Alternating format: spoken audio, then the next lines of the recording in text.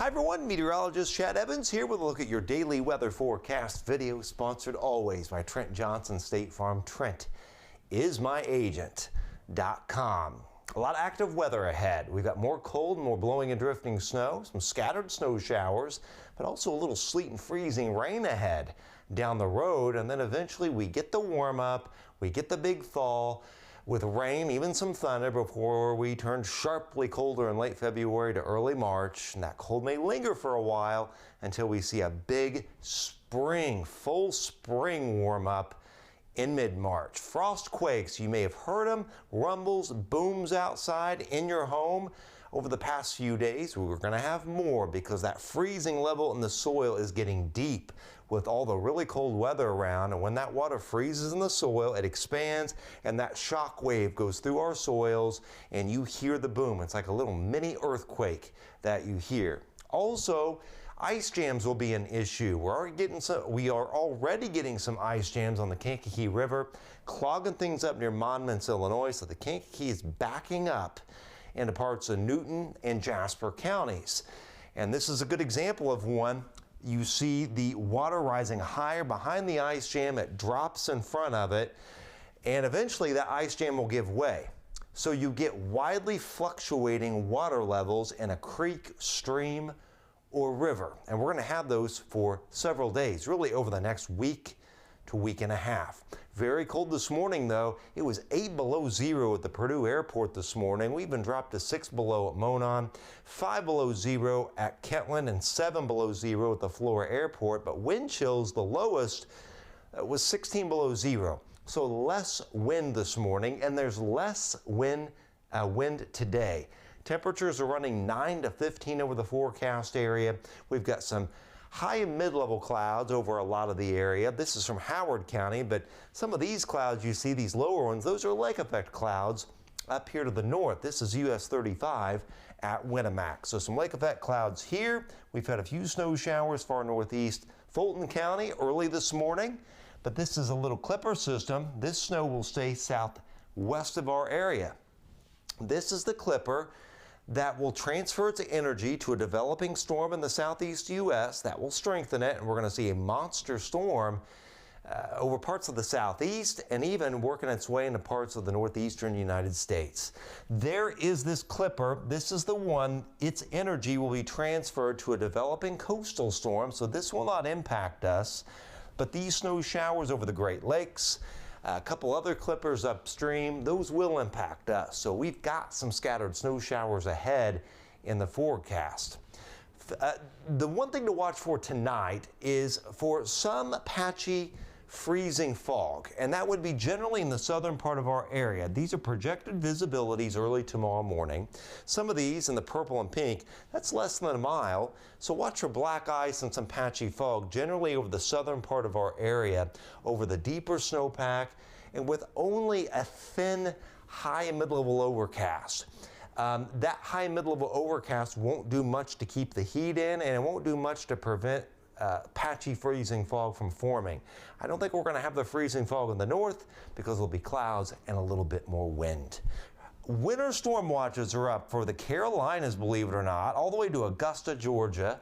We could get some big snow here and some snow showers as far south as Jacksonville, Florida, and a freeze all the way down to the southern tip of the peninsula. Southern end of the Everglades could get a freeze, and we could be mid-20s in Orlando as some big cold is going to drop into Florida, and we're going to get in on that big cold too. And with the big cold, with still some water on Lake Michigan, it's not frozen over. Winter storm watches Lake and Porter counties, we get in on a little bit of that snow over part of the area. After a few dustings of snow, mainly northeast Fulton and points northeastward this morning, but you can see snow showers coming southward over the next few days in our area, not only from the lakes, but also we got to watch a couple little clipper systems to our northwest as well. But the bigger snows are all going to be in the southeast. Watch that clipper right there merge with this system. We get, or not merge, it's more of an energy transfer. So we're transferring the vorticity and the forcing here, forming this big storm. Big snows here, and that snow may skim by parts of the northeast as well. So a few snow showers coming into the northeast tonight. Then we see some scattered snow showers off and on tomorrow. Here and there, snow showers and flurries around. And those continue into Friday night, even Saturday. Best coverage should be Saturday morning, though, and we're going to get some dustings and little coatings around. This model shows, 0.2 here, maybe around Covington, maybe a ½ an inch of snow at Logansport, third ½ an inch of snow, Greater Lafayette to Lebanon, maybe pushing an inch at Rensselaer. If we're really going to get a good solid inch of snow through Sunday morning, it's going to be northern Jasper, northern Newton County. That's where we got a lot of lake effect, and right up here from Gary and Michigan City area, some places are going to get more than a foot of snow. And speaking of more than a foot, that could occur in parts of North Carolina, eastern North Carolina. Look at these snows, not only from Wilmington, but back to near Myrtle Beach, Columbia, Charlotte, and then snows in the Smokies and snows all the way back to eastern Kentucky and parts of West Virginia as this big storm ramps up, and this band of heavier snow goes up into coastal northeast as well. A clipper comes through Monday with a period of snow showers, may put down 1 inch of snow or less. Then this comes through around Thursday with a period of snow, sleet, and freezing rain that may lead to some very minor snow and ice accumulations, with the cold air lingering on. But in that transition between this cold and moderating temperatures you see here, we've got some of that snow, sleet, and freezing rain on Thursday. But a much milder pattern should settle in after about the 5th or 6th of February and right in the middle part of the month. And right in the middle part of the month, it's going to be rain and not snow, maybe even a little bit of thunder towards Valentine's Day. Then it gets sharply colder again. And when you've got this kind of brutally cold air mass coming in with an active storm track, late February, early March, the odds of us getting snow and icing events will be elevated. So we're not done. We're certainly not done at all with winter. However, there is light at the end of the tunnel. I do think towards mid-March, that's when a real surge of spring comes in. Temperatures rising quite a bit above normal. And this is going to be the kind of warmth that gets the silver maples to bloom, gets the red maples to start to bud, and really gets those daffodils and crocuses popping out of the ground. The snowdrops will likely bloom during that time as well. So this could send us to 70 in mid-March. That's certainly the trend via the analog analysis I've done this morning.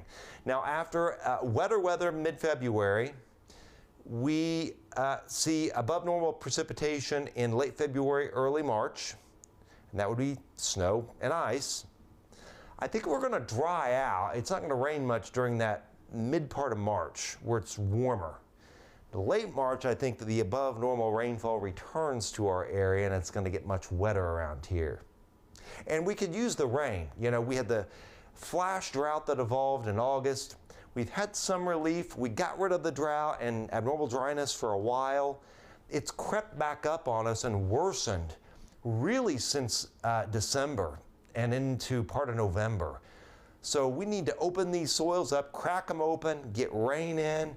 The melting snow will percolate down, but we could use a rainfall event as well. We're going to get that down the road. 15 the high today, 13 to 17 should do it with wind chills single digits. So the thing is, wind chills are not a big factor today, but it's still cold nonetheless with a mix of sun and clouds. Tonight, we're 7 below zero in Greater Lafayette, the coldest readings, where there's less cloudiness and less wind here in the southern part of the area with some freezing fog. More clouds up here, a little more wind, and a few snow showers coming into the far northeast, so it will be warmer. So your lows are going to vary from 9 below to 9 above, and wind chills 2 below to 12 above, 12 below to 2 below zero. I flipped those around. Now, tomorrow, 11 to 17. Now, again in the morning, we're 12 below to 2 below with wind chills, but wind chills just a little below zero, 2-0 in the afternoon, because the wind's going to kick back up again from the north-northwest. We'll have some flurries and snow showers at times with a mix of sun and clouds. Saturday, snow showers, especially in the morning. I'm going to up that to about 30-35% in the morning. Then we'll go 20% in the afternoon. 16, snow showers late Sunday through Monday. 25 though on Monday, but falling in the afternoon. And then we see the warm up. 31 Wednesday, but with a high near 32 on Thursday. Some sleet, freezing rain, snow is possible. And then finally highs in the low 40s a week from Saturday.